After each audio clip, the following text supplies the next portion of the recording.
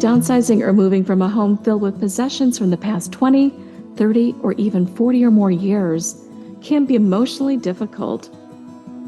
Having a plan and a clear path can help keep the memories and make the transition just a little easier. Hello everyone, I'm Cheryl Musial and welcome to My Care Advisors. In this episode, Jumpstart to Downsizing, we are joined by Matt Paxton.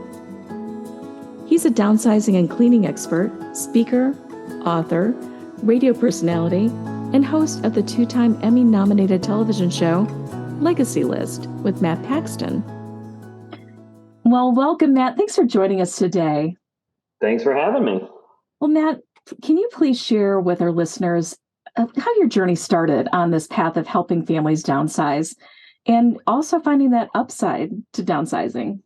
Okay, so I always joke and I say, well, I failed at everything else, and that's how I ended up here. But the truth is, when I was 24, my dad, my stepdad, both my grandfathers, they all passed away. And really, and my grandma did about a year later. So within 2 years, I lost pretty much everyone above my mom, right? And as a kid, I was a very immature, like I cannot stress how immature 24-year-old kid. Um, I didn't really have a job. I had lost my job. I didn't know what I was doing, and I just started cleaning the houses. And I was like, I think I was 6 months in, and my grandfather always said, if something sucks, do it as a job because other people will pay you to do it. And I remember I was in an attic one day and I was like, this sucks. Like it was like a Virginia hot summer, Right. 3 o'clock in the afternoon, you could, drinking a gallon of water every 5 seconds. But like, I was like, oh, this is what my grandpa was talking about. Right. And I was like, oh man, this is horrible. And I don't hate it. So I should probably do this as a job. Yeah. And the I don't hate it is what we need to focus on. Right? I was really enjoying hanging out with old ladies, basically. I was 25 at that point. I had finished all the houses in my family, and now I was helping some old ladies at church. And by the way, at that point in my life, an old lady was 55. I love it, right? And we all know that ain't old, right? I was just so young and so immature, but I was drawn to these stories. I was drawn to the love stories of these people that married since World War II. And keep in mind, this was in the early 2000s. So my clients were people that were in the war, and so this, 20 years later, I don't have as many of those. But 20 years ago, every client I had was telling me these stories of, I fell in love with this girl when we were 16, and then I had to go away to the war, and we fell in love via mail for 3 years, and I would find those letters, and I'd get to go through the letters with someone, and this person, is now 80, and the husband just passed away, right? And they're telling me an entire 60 years, 70 years of incredible love stories. And it was better than TV. It was better than a movie. And then I would find the items. And I just thought, like, this is the coolest thing ever, and so that's why I got excited. And then I'd get a big hug at the end of it. And then they'd hand me a check. And like, that's an amazing thing. I was like, wait a minute, I can support myself. At first it was like, I made $200 the first month. I'll never forget it, for an entire month. And I was like, this is everything. I can pay most of my bills this month doing this. And I was like, this is better than a real job. And my family, we still joke about it. My mom still says, did you get a real job yet? Because she always wanted me to work at a bank, or be a lawyer or something. And I've been doing this almost 25 years now, and I just love it. Like, I love helping people. I still get the hug and the check, and it's awesome. And I still get the stories. And so for me, it always comes back to the stories. I love the stories. Yeah, you're starting to think about those stories. I just can remember my own experience for downsizing from previous homes. And my stories were kind of like a little bit of nightmare because of the complexity of the process. And I was wondering, through all of these journeys that you've been on, the journey and also the stories, what are some of the biggest misconceptions that you've encountered when it comes to downsizing? Gosh, I'm lucky that I've written 2 books now. I've helped thousands of families, so I have learned a lot. For me, I think the biggest one is it's never about the stuff. Like, you totally think, oh, I'm stuck becoming. It's never about the stuff. It's about a loved one or someone that was attached to that stuff. You don't keep a medal because it's metal. You keep a medal because your grandfather got shot in Italy. and your grandfather 40 years later taught you to drive, and he took you to see your first baseball game. Like, it's the years, it's the time, it's the commitment to love and family. That's what makes you love these things. And so people always, it's not even what they cost. Like, I think financial, value is a word that always comes up, and it's a misconception. Value is not financial. Value is emotional. That is what keeps us from, living our life. And I want to really stress this. Anyone that's listening right now, we are at a point where we have to make a decision. We've been in the home for a long time, and the stuff is holding us back. It may not literally be a wall of stuff. For some of my clients, it is literally a wall of stuff. But it's not the stuff. It is the people. It's the emotions. It's the stories. That's what holds us back. Another really big misconception is that you need to buy more stuff to get rid of stuff. Stop buying baskets. Stop buying boxes. Stop buying cleaning supplies. You don't need to spend more money to get rid of stuff. It's the same thing as exercise. You don't need to buy $1,000 workout equipment. You could literally just go for a walk. Okay, you can do the same thing in downsizing and decluttering. I guarantee most of you have a pantry full of the old paper bags from the grocery store. You can double bag those things, and you can put 50 books in those. I mean, I'm telling you, those old brown paper bags from the grocery store, they can hold some weight. You don't need to go buy stuff. And you don't need to spend, the third one I'll say is, you don't spend a year cleaning your house. It's cool if you do. I think that's the right way to do it. But you can do it, you shouldn't do it all at the same time. I guess that's really what I'm trying to, the big issue is, so many people think, well, we'll spend the next week doing this. And I'll ask people, especially in my classes, I'll say, hey, how many, I get a show of hands. How many people have lived in their house 10 years? And everybody raises their hand. How about 20 years? Everybody hands still up. 30 years, some of the hands start to drop. 40 years, some more drop. But there's still 10 to 15 hands raised. Most of us have spent 40 to 50 years in a house. It's going to take longer than a holiday weekend. You're not going to start after, on Black Friday and finish on Sunday. And then drive back to Florida, right? It's not realistic. You need to take your time. And so I tell everybody, like, the big tip off of that misconception is start small. Like, start really small, like 10 minutes. Like, literally, that's it. I want you to spend 10 minutes a night for 2 weeks. And I want you going through a very small, achievable pile. It's not about what you got accomplished. It's that you did get something accomplished, and you proved to yourself, oh, I can do this. Yeah, that's so important. I love the idea that you have is just start, you have to, like, little bite-sized pieces to get this done. I mean, I like the where to start. I think is always a big question I get. I really like, I love starting on the junk drawer. I think junk mail is a wonderful place to start.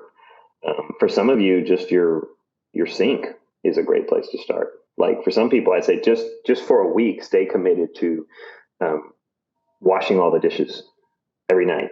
Like, go to bed with an empty sink.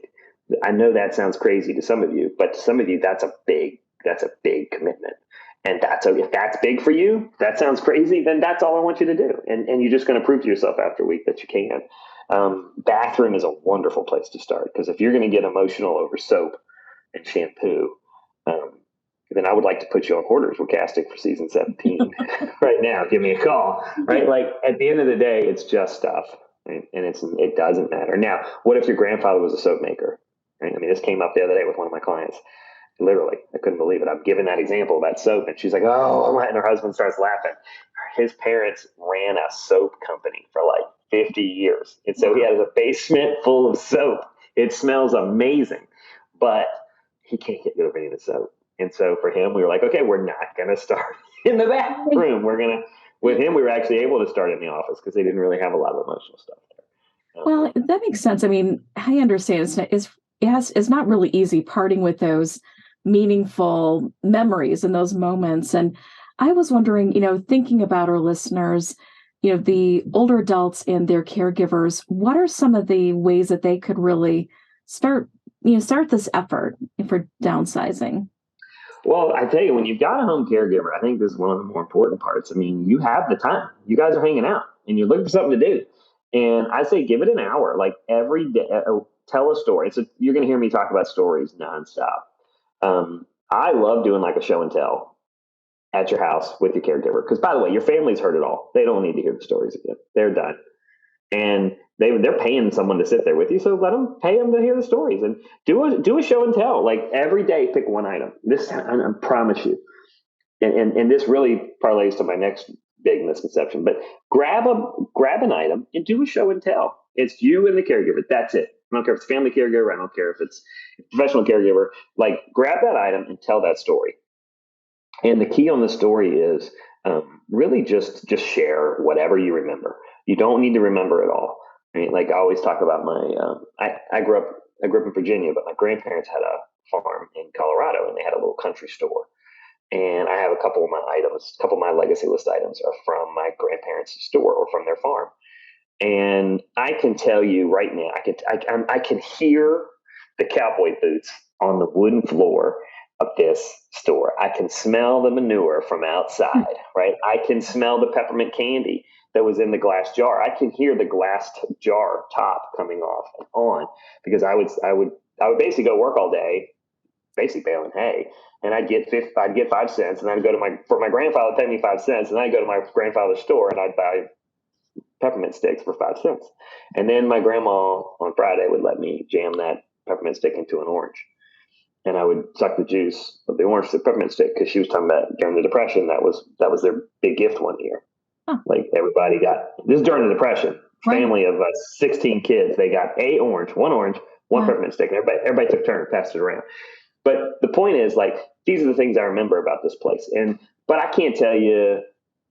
It's in Colorado. I have to look up the town. I can't remember many of the names anymore. I remember my family, but not the neighbors. But like at the end of the day, you got to start with what you remember, and you got to tell these stories. And believe it or not, memories create more memories, and that's the takeaway here. Memories create more memories, and a lot of us over 65 think we have to be perfect because that's the way we were taught in school. We were taught that everything should be perfect, and in downsizing, it should not be perfect. It should be ugly and messy, and just not perfect. And so, whatever you remember, tell the story.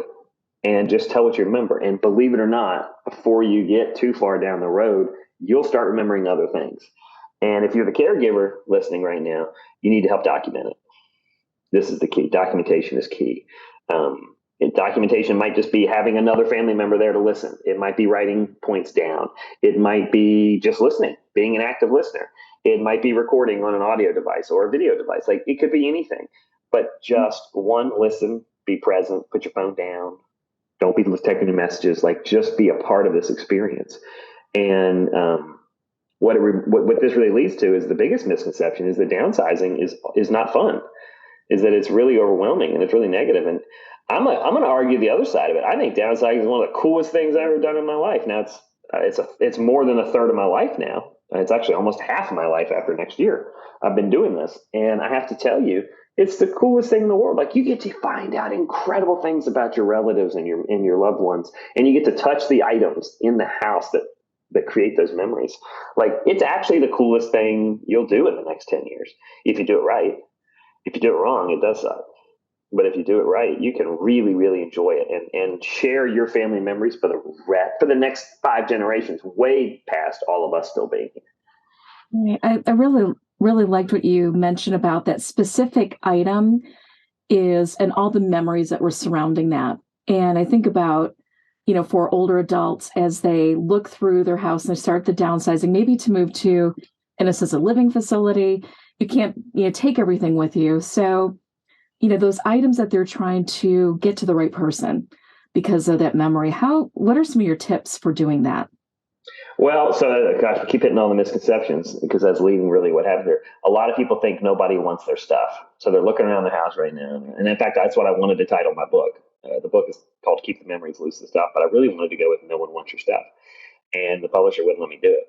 But at the end of the day, if you're looking around your room right now and you're thinking, well, I want that for Timmy, and I want that for Jane, and I want this for Wanda, maybe they want it, maybe they don't. But if you tell the stories, I guarantee you'll find out who does want it. And, one of the big challenges, we look in our dining rooms, and those of us over 65, the dining room was the most special place in the house because that's where we built our family, right? After the war, people got houses, they got mortgages, they got jobs. GI Bills. They built a house and then they filled it. That's when advertising was created. All of this. I mean, if you want to, like, the history of consumption is really fascinating. It's all post World War II. And what happens is that place became the most holy place. We'd go there after church on Sunday, and the family would get together and we would eat. So your family was created. The essence of family, the reasons you care, the reasons you live, the reasons you work, the reasons you cry, the reasons you laugh, all of that happened in that room. Well, that doesn't happen now. Now that happens on the way to the beach house. It happens on the way to the ski house. It happens in other places. It's not that it doesn't happen. It just happens in a different room. And so your kids and your grandkids, they do want your stuff. They just don't want that stuff. And if you share the stories, then all of a sudden they start to say, yeah, I do want that stuff. And so I always caution people, don't just say, I mean, if there's something you really want your grandson to have or your adult daughter to have, then you give it to them. But give it to them now. Give it to them before you die. This whole thing of, I'm going to wait, there's going to be a big, everyone's going to sit in my house and there'll be a big, some stuffy lawyer is going to read the will and people are going to get excited. That's ridiculous. That's in the movies. That's not real anymore. Give it now so you can see the family enjoy it. You can tell the stories. You can share everything. And if you do that, you're going to find out that some of the things you wanted them to have, they don't necessarily care for. Doesn't mean they don't love you, but they will then return and say, well, you know what, Grandma, I actually loved your fur coat. I saw a picture of you in 1943 when you were waiting for Grandpa to get off the train from Italy, and you now have, that jacket's amazing, and I saw it in your room, and I want to wear it now that I want to wear it to my wedding, and I'm 28, right? Like, that's the amazing stuff that if we don't share the stories, we don't know what matters. And what happened there, I'm going to dissect it. You told the story about the item, your granddaughter identified with it, and then she told a story of what she wanted to do with it. And guess what? That's going to live way beyond you, and it's going to go on to her kids and her grandkids, your great grandkids. All of it's going to be passed down by an item because you shared the stories. I love that. That gave me goosebumps. I think about one of my great aunts who had this fur coat, the same thing. I saw a photo and I think of my Aunt Dot every time I wear it. It truly is about the memories. And that was one of the things. Here's a little inside tip. In every house, I've been cleaning houses for more than 2 decades now. And in every house you find a picture, and in the industry we call this hot grandma. And you always find a picture of grandma looking really fine when she was like 18, 19, 20. And by the way, back then they looked 40 when they looked 20, Right. But like, it's always fun. We hold it up. It's an old trick in our end. We hold the picture up and say, who is this beautiful woman? And then some old lady comes from the back. Oh, that's me. And you're like, well, damn, girl, look at you. And then what that does is it starts a story, right? And we're not talking down to the person. We're saying, holy cow, look at this. And I can't tell you how many amazing stories I've heard get created by us doing our little hot grandma trick, because they end up telling this incredible story in your life. And it's not sexist. It's not about her being attractive. It's about her being this incredible. I mean, what these women did when they were 18 and 19 is, they ran the country. Like, you find out what they did when the husbands are away at the war, and you find out, like, oh, she ran a factory, or oh, she, like, all these incredible things. And these items are the stepping stones to those stories. And so you're going to hear me say the stories nonstop, because that's really all that matters. And when you tell those stories, two things happen. The items leave the house, either through donation or through gifting, but you get to really know your family more, and you get to feel great about that. But then you also start to see your house decrease in volume very quickly, and it's a much more enjoyable way to do it. Right. And I was wondering, just one of the final questions I have is, families are so spread out now, and how, any tips that you can provide for those family members to start that conversation, either when they're in, whether they're in locally connected or if they're across the U.S. If they're local, my biggest advice is don't have that conversation if you can see the stuff. Have that conversation away from the stuff. Go get ice cream, go get milk, go for a walk, go for a ride, do something. But if you can see the mess, that's going to elevate tension. Remind them you love them. That's why you're having this conversation. And don't make it about you. Don't say, well, I don't want you to leave this for me. Make it about them. Say, hey, Mom, I love you. Like, what are we doing here? And so I like to tend the conversation actually to where you're going first. We get focused on the stuff because that seems overwhelming. I promise you, if you read my book, you buy into my process, I guarantee this will be a positive experience. So you can take that off your plate. You need to find out where they're going, because if you're not going to pack for a vacation, if you don't know if you're going to the mountains at the beach, right? So same thing. If you focus the conversation of where are we going next and let them participate. This is not I'm telling you where you're going. You're saying, let's chat. I mean, really, if you're thinking about home caregiving right now, then it's the time to start talking about stuff, because you might still have 2 or 3 years before you got to go somewhere. And a lot of times that's why we brought in a caregiver, right? So we can spend more time, and you might end up saying, hey, we're going to do some age-in-place products in the house and we're going to stay and we're going to have a caregiver. Great. But it's now the appropriate time. Not right after a fall, not right after something bad has happened. It's when things are good and you're not thinking about it. That's when you have a conversation. If the family's all around, I would actually do a show and tell, family show and tell on Zoom. I know this sounds silly, but have grandma start to tell those stories. You hit record. Grandma holds up 3 items. She tells the stories. You got everybody on the video. Everyone gets involved. And then you start to find out, what do people want? What do people not want? What does grandma want to give away? But you're able to document these stories. And it's a natural discussion of now, okay, hey, it's time to start downsizing. And then the family can get more involved. But you've started it off as a really fun, positive show and tell. Yeah. So the big takeaway is you have to know where you're going in order to start on that journey. Yeah. And sometimes you need to hire professional help, and that's okay. I want to say really quickly, like so many family members I talk to, some have guilt, so much guilt that they don't even want to hire a professional to help them. And they're exhausted. And I'm talking about caregiving, downsizing, all of it. Okay. Even housing. Like at some point, it's okay to get help. If your personal life as the caregiver is being overwhelmed by caregiving and you don't have a life anymore, then it's probably time to get help. And I will tell you, your loved ones will be okay with it eventually. If you're so overwhelmed that you can't provide care, then their quality of life isn't that great either. And so I will tell them, the downsizing is the same as caregiving.